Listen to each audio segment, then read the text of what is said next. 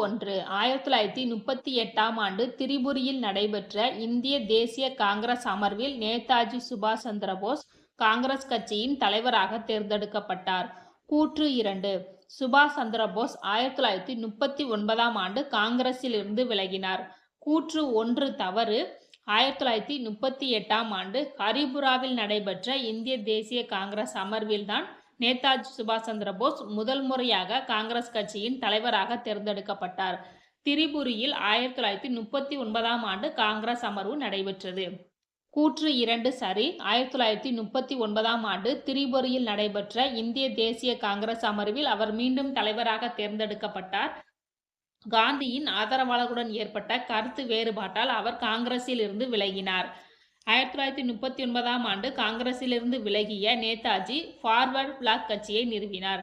Okay friends, இந்த video யூஸ்ஃபுல்லாக இருந்துச்சுன்னா லைக், கமெண்ட் அண்ட் சப்ஸ்கிரைப் பண்ணுங்கள். தேங்க்யூ.